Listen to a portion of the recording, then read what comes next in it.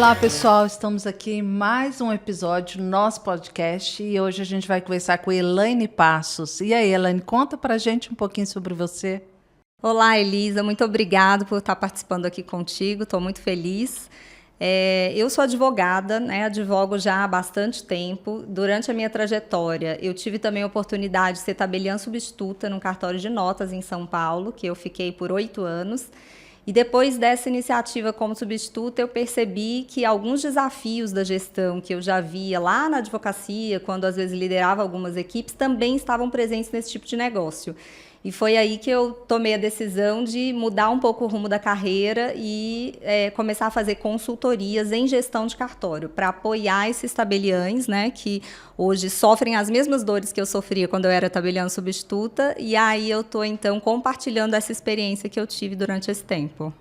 Uma coisa que é legal que a gente descobriu da Elaine, que ela já é resiliente, né? Ela fez uma viagem há pouco tempo para o mundo asiático com um dos nossos sócios.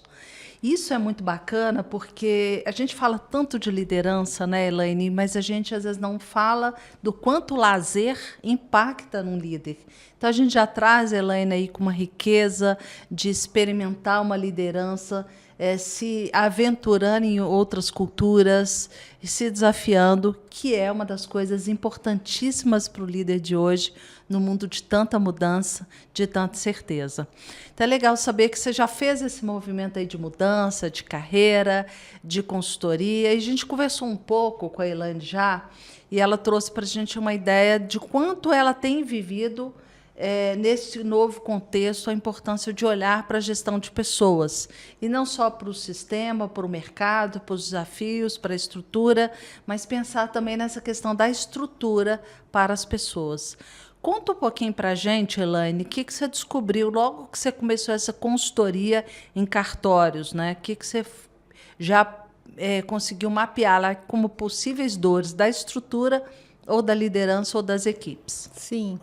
O que eu percebi, Elisa? Que muitas dores são comuns, né? Então, geralmente o tabelião, ele é concursado, então ele foi aprovado numa prova de títulos e ele não tem uma formação de administração. Então, quase sempre ele vai ter muita dificuldade com essa área toda da gestão do negócio, que acaba sendo um negócio, né? Você tem, às vezes, cartórios imensos, igual eu tenho clientes que às vezes estão já com 150, 200, né, funcionários, e que você realmente tem todas aquelas necessidades que uma grande empresa tem. Só que do ponto de vista interno, você não tem ali dentro, geralmente, setores tão robustos, né, que vão te fazer apoio, né, que vão apoiar o tabelião ali em toda aquela parte de recrutamento, seleção, na gestão humana mesmo. Então, existem muitos desafios. O primeiro que eu comecei a perceber que era muito comum para vários deles era realmente a seleção desses candidatos que viriam a trabalhar no cartório no futuro. Por quê? Porque eles não têm essa capacitação técnica, então eles não sabem identificar bem quais são os perfis ideais para cada uma daquelas vagas. Então, em muitas consultorias, eu acabo indicando parcerias, né, de pessoas que têm essa formação na área de gestão de pessoas e que, às vezes, vão desenhar os perfis que a gente precisa. Então, tecnicamente, a gente vai dizer qual o perfil que a gente espera para aquela vaga, né? Então, do ponto de vista da formação em direito, o que se espera daquele candidato. Mas, por outro lado, essa consultoria, às vezes, em gestão de pessoas, ou às vezes um psicólogo que vai fazer ali o desenho de um perfil e essa seleção, ele direciona melhor as pessoas já com uma triagem. Então, quando o tabelião vem, ou às vezes a pessoa que trabalha para ele na gestão, ela já consegue, às vezes, direcionar melhor a recepção daquelas pessoas. Então, esse seria a primeira dor, né? Foi o primeiro desafio que eu vi. Mas eu percebi também que existiam outras questões ali que estão relacionadas a, por exemplo, fazer um onboard quando essa pessoa chega. Então, em muitos cartórios, você tem ainda uma comunicação, uma transferência de conhecimento de forma oral. Então, você não tem, às vezes, muitas coisas escritas para a pessoa consultar quando ela está chegando. Então, eles precisam saber, por exemplo, quais são as interpretações que o tabelião tem de acordo com uma norma que é estadual e que ele precisa seguir. Então, existem questões que são subjetivas e são interpretativas. Então, ele precisa saber, para ele atender o cliente dele, para ele dar uma resposta, o que o tabelião entende aqui dessa norma do do direito, por exemplo. Então, quando o treinamento dele é feito assim, de forma oral, geralmente, né, que é o que a gente vê, de um colaborador para o outro, a gente tem muito ruído na comunicação. Então, muita informação se perde.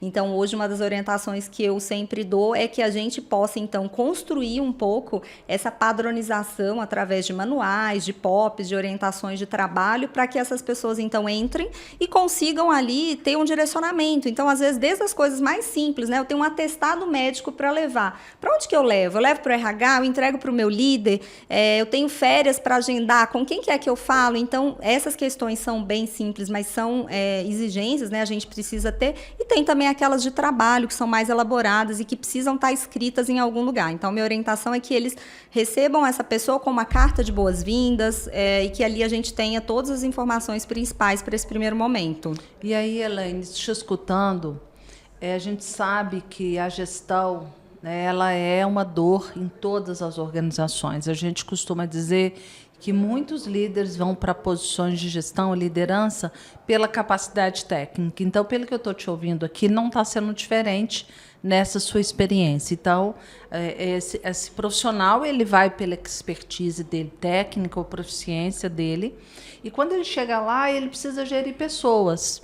Eu tenho escutado dos líderes que ele fala, o que eu faço agora? Não é? Estou líder, o que eu faço? Pelo que você está dizendo aí, tem essa questão aí de realmente ele ter um olhar, que isso é importante, que para montar uma equipe tem um pouquinho a mais, não é? Pelo que você está dizendo. Exato. Aqui. Ele precisa saber fazer uma boa contratação, verificar as habilidades, as competências desse profissional para aquele segmento que ele atua, está muito antenado, que é papel dele acompanhar e dar um suporte para esse novo profissional. Exato. Você disse sobre o onboarding, né? Que você percebeu já nessa sua consultoria que o onboard foi vital? Então, você falou, olha, ele chega, ele precisa saber como ele se posicionar. Como é que você acha que o líder, nesse segmento, pode dar mais atenção? Ou seja, ele precisa entender mais que isso é valor e que é papel dele. Exato. Dentro da sua vivência, o que você acha que ele pode fazer? Eu acredito que o onboard, o principal papel dele ali, além desse papel prático, né, que foi esse que eu disse agora, a gente tem uma importância grande quando o tabelião ou, às vezes, o CEO de uma empresa vai conseguir passar para os colaboradores que estão chegando quais são os valores imprescindíveis para aquela empresa. Então, eu acho que ele tem esse papel primordial. Então, a pessoa que está chegando ali, ela vai saber exatamente o que aquele líder não abre mão. E é através da postura dele, daquilo que ele vai contar como aquela empresa é e como ele gostaria que aquele colaborador se reportasse, é que ele vai ter o trato com o líder, com os colegas, com os clientes. Então, é muito importante que realmente esses valores, eles sejam analisados. Então, que a gente não deixe isso só lá no nosso site, né? Que geralmente é isso que todo mundo faz. Coloca lá missão, visão e valores, e isso aqui fica restrito. Realmente é uma coisa que vai para o público externo. Mas eu entendo que realmente a gente pensar em cultura, né? O que essa cultura dessa empresa está me contando quando eu acabei de chegar? Então, o que para eles é imprescindível? O que eu não deveria fazer ou como eu deveria me comportar em algumas situações? Eu até sugiro, eu acho muito legal que nesse momento de recepção dessas pessoas, que às vezes eles tenham acesso a um vídeo. E às vezes pode ser uma coisa curta, sabe? Que o líder, então, faça um vídeo, grave um vídeo, que às vezes você entregue junto com essa carta de boas-vindas, um link ali para que o colaborador, então, possa acessar, e que nesse vídeo ele tenha uma apresentação geral, às vezes até do ponto de vista de desenho de organograma, para ele saber onde ele está chegando, né? Onde que ele se encaixa ali dentro daquele desenho, e também sobre isso, né? Quais são as expectativas que eu posso ter e como é esse líder que vai direcionar todo o meu trabalho aqui dentro. Então, até para que ele se espelhe, né, que os comportamentos dele sejam espelhados um pouco nesses valores e nesse papel que esse líder já demonstrou através daquele vídeo. Também é uma coisa muito legal, é uma dica que é fácil, você grava uma única vez e, claro, você vai atualizando ali na medida que mudou alguma coisa em relação à cultura, mas que você consegue, às vezes, num canal único de informação, trazer muitos elementos importantes para essas pessoas. Então, o que a Elaine está contando para a gente, que é papel do líder, está antenado que a gestão com pessoas é dele. Não é terceirizar isso para um RH ou para um outro profissional, como não se fosse uma atribuição dele. E quando a gente pensando no modo de trabalho, hoje, no ambiente de trabalho, lideranças que compreendem que essa é uma dos papéis e atribuições dele, ele vai atuar. O onboard, ele é um momento muito importante, porque ela é chegada, é boas-vindas. Então, se você faz um onboard bacana, você está dizendo para esse profissional quem é essa empresa, quem eu sou, que tipo de líder que eu sou. Eu sou um líder mais receptivo, eu sou um líder que estou junto. Então, o onboard, líderes, ele tem um papel para dizer para quem está chegando como essa empresa funciona. É o que ela trouxe, né? Que cultura que essa empresa tem, como é que ela opera, se ela é uma empresa que precisa mais de procedimentos pela natureza dela, como que é a comunicação, o que ele precisa acessar de recursos, com quem que ele acessa e também como que ele vai se sentir, né? A gente tem falado muito da questão da confiança no trabalho. Então, o onboard é um momento muito importante para o líder mostrar se aquele profissional que está chegando se sente confortável e pode contar e pedir ajuda naquele ambiente. Então, ele tem um papel fundamental, é uma das ferramentas aí de liderança, não é? Você trouxe muito bem isso. Me conta um pouquinho, quando você fala da questão de perfil. Eu vou trazer um profissional para me dar um suporte. O quanto isso tem ajudado nessa sua gestão e consultoria em cartórios para esses profissionais que são advogados, têm uma formação mais técnica nesse sentido. Conta um pouquinho para a gente que isso já resultou. Certo. Eu tenho dito hoje em dia, né, que a gente consegue treinar e capacitar nas questões técnicas. Então, para isso, a gente tem inúmeros cursos, a gente consegue, às vezes, até investir para que o colaborador, num planejamento, daqui a 6 meses, esteja muito melhor do que o ponto de vista que ele entrou. Só que a questão comportamental ela é muito complexa. Então, muitas vezes, você não consegue agir tão rapidamente, fazer ou alterar a questão comportamental. E eu acho que neste papel de fazer ali uma análise de perfil foi o que eu mais percebi diferença. Então, por exemplo, eu já tive situações, quando ainda era tabeliã substituta, quando a gente começou com esse projeto de contratar realmente essa consultoria, dessa ajuda, eu fiz a análise de perfil de 2 pessoas que eram nossos líderes internos e estavam subordinados a mim. Então, quer dizer, eram pessoas que eu já conhecia e que eu fiz uma espécie de um teste, né, com a ciência dessas pessoas, claro. A gente convidou, então, esses 2 a participarem dessa análise de perfil. E essas pessoas toparam. Então, qual que era a ideia disso? Que essa psicóloga avaliasse o perfil dessas pessoas que eu já conhecia, que me trouxesse isso através de uma análise escrita. E aí, ali, eu passei a confiar muito no processo, porque eu percebi que as características que ela me trouxe, então, ela, às vezes, nessa análise vai dizer para você, olha, é uma pessoa mais introspectiva, ela tem muita atenção, mas ela se cansa muito quando a atividade está muito rotineira, ou se for uma atividade muito longa. Então, são características de perfil e que você consegue associar ao trabalho, quando você, por exemplo, nesse caso, eu já conhecia a pessoa, e você consegue falar, nossa, foi muito assertivo esse diagnóstico. Então, é como você vê um espelho ali, um mapa mesmo daquela pessoa. E aí, do ponto de vista prático, quando você entrega isso para um líder, por exemplo, que não é da área de administração, né? Ele não se formou nessa área, ele não tem esse conhecimento, nem de psicologia, nem de gestão de pessoas, ele recebe ali um diagnóstico do qual é o perfil que aquela pessoa tem do ponto de vista comportamental, porque o currículo vai trazer a parte técnica, então ele vai dizer os cursos que ele fez, mas como que aquelas características dela que são pessoais podem me ajudar ou me atrapalhar naquela atividade que eu quero que ela faça. Então, eu acredito que isso foi, para mim, um divisor de águas, assim, foi quando eu percebi realmente que nessa parte da seleção, para você receber melhor esses candidatos, você ter esse apoio técnico, isso é imprescindível. E está dando já muito efeito, muito fruto positivo, sabe? Elaine, te escutando, eu não posso deixar de citar a psicologia positiva e também o design de comportamento.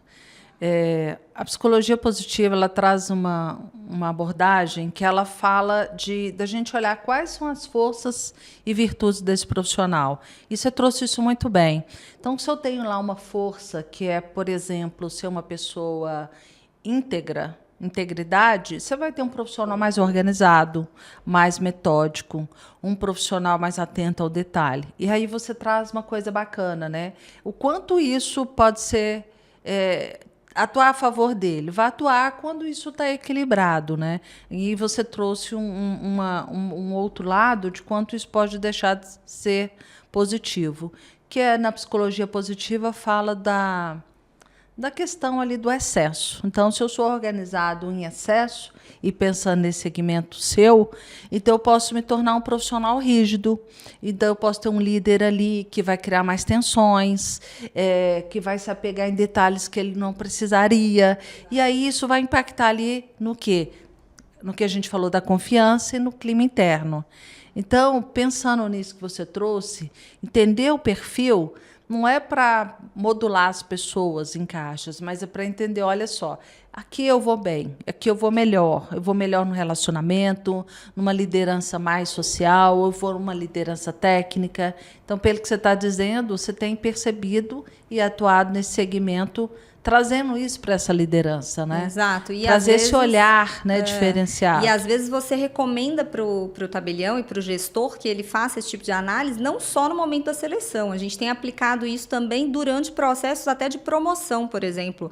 Porque você pode ter pessoas que são extremamente técnicas e que se destacam, por exemplo, nas áreas de cartório, você tem um destaque, às vezes, muito grande para pessoas que são muito comerciais. Então, de repente, aquela pessoa é um excelente comercial, um excelente captador, então ele vai trazer bons negócios, ele vai trazer as melhores escrituras, vai estar em conexão com as melhores empresas do país e vai trazer bons clientes.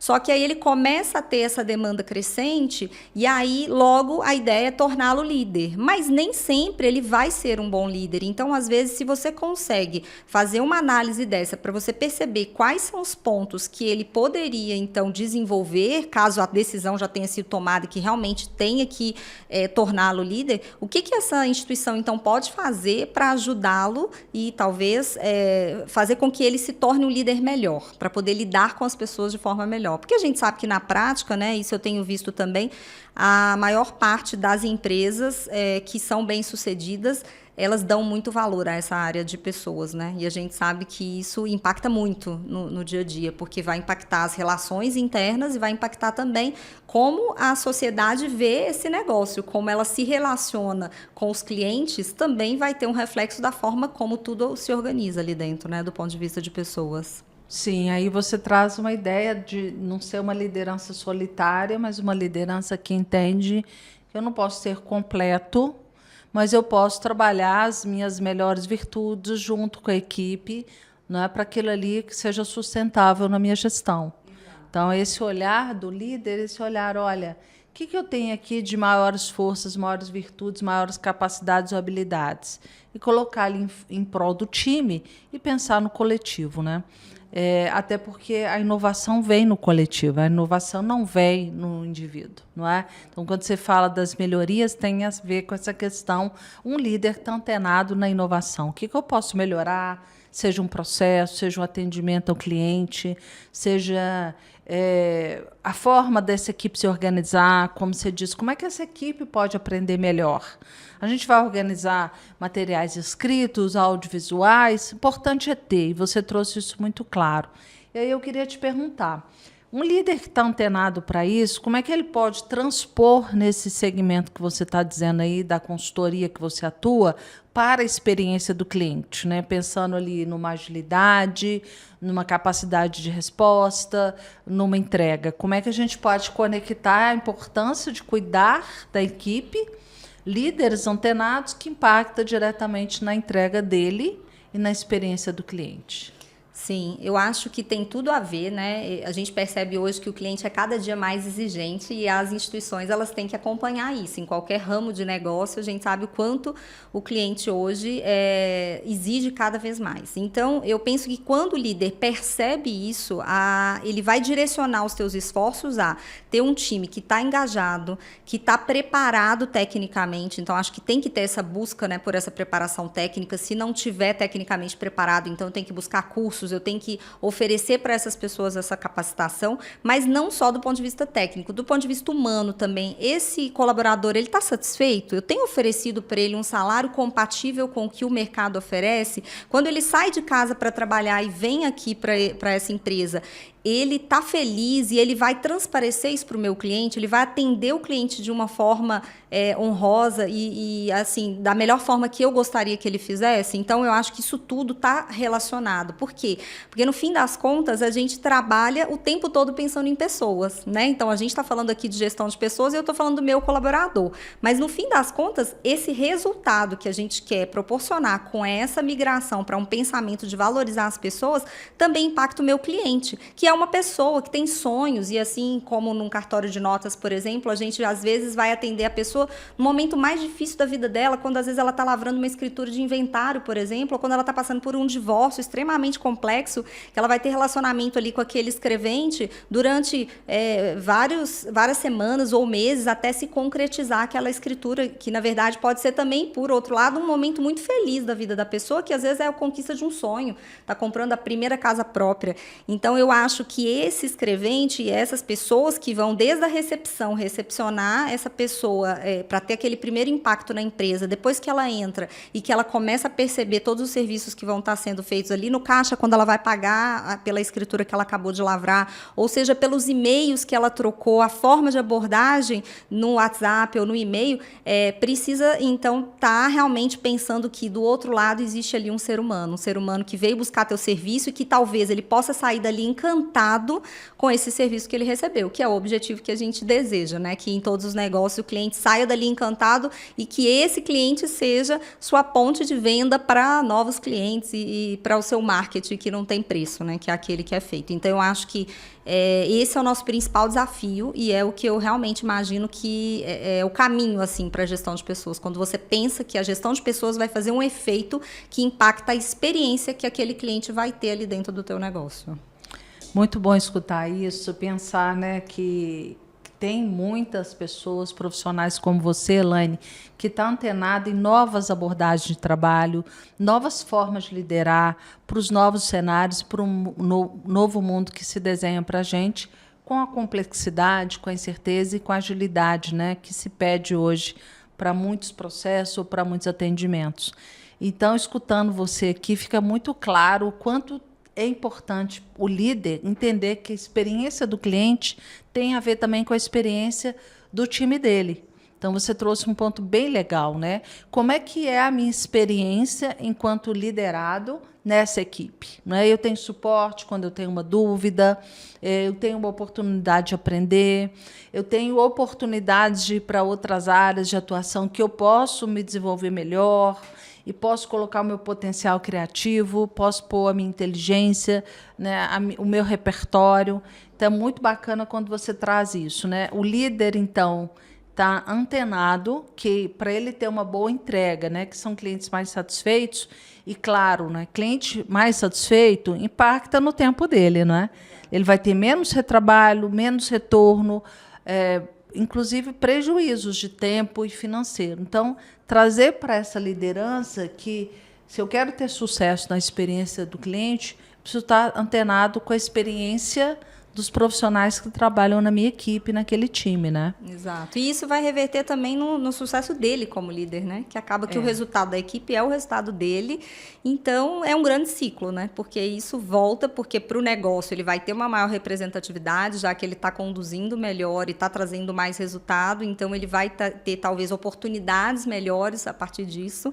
E ele também é impactado por esse benefício da gestão de pessoas indiretamente, né?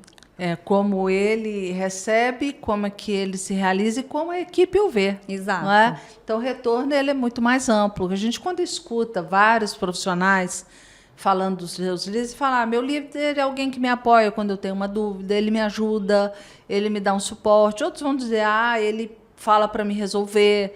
Então, quer dizer, esse movimento dessa liderança que traz essa fluidez. A gente falou da confiança, que ele vai gerar uma confiança no time, inclusive quando tiver erros, não é? Que ele pode pedir ajuda, que ele pode dizer onde que foi e aí fazer um trabalho melhor, não é? Exatamente. Estou pensando aqui, quando você falou dessa questão dos líderes, que a gente tem também uma questão de um líder que é de querer, às vezes, ser muito bonzinho, né? Então, a gente tem que cuidar, até para a gente ter cuidado como líder, que o que, às vezes, a direção da empresa ou do negócio quer, ou o tabelião, no caso de um cartório, quer, não é que você seja sempre o bonzinho, né? Você é líder, às vezes, também para ser duro, também para poder ter uma posição de confiança, de base sólida para que todos possam se agarrar no momento de dificuldade. Então, não vai ser aquele papel do líder de ser bem visto ou bem recebido em todas as mesas de bares e em todas as recepções que os colaboradores estiverem fazendo. Acho que não é esse o grande papel dele. Então, às vezes, ele precisa entender também isso, né? Que ele não precisa ser amigo de todo mundo, mas ele precisa realmente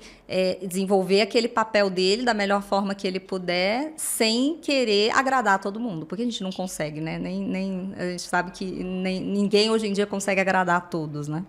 É legal. Então a gente traz esse fechamento pensando que ser líder é entender que de fato é ser líder, não é? E se eu entendo que ser líder é ser um grande facilitador do trabalho da equipe e com a responsabilidade do que essa equipe precisa, do que ele pode ofertar, do que ele pode viabilizar, ele vai repensar esse modelo mental que muitos trazem, não é? Exatamente. De ser um líder acessível, muito acessível ou pouco acessível.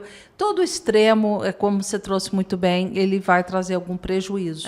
Então, trazer assim, o que essa equipe precisa, o que eu posso oferecer e onde que eu posso buscar. Não é? Acho que para a gente falar, né, do que você traz da sua vivência, o quanto é importante esse líder estar antenado. A gente caminhando aqui para o fechamento, Elaine, traz uma palavrinha aí final para a gente do quanto tem valido essa sua experiência apoiando esses profissionais da área do direito.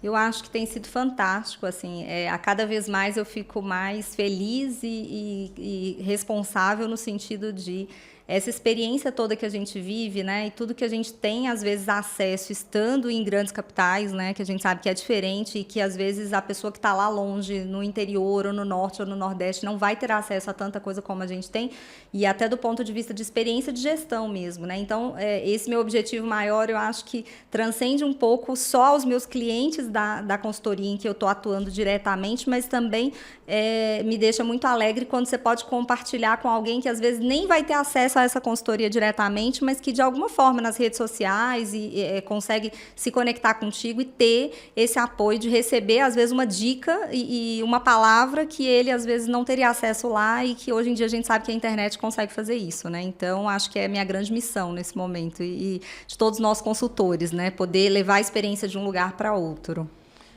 Legal, Elaine. É só te agradecer mesmo. Estivemos aqui com a Elaine Passos e ela trouxe para a gente o quanto é importante a liderança estar antenada, conectada para os desafios desse novo mundo, novo cenário, e saber que ser líder, não é?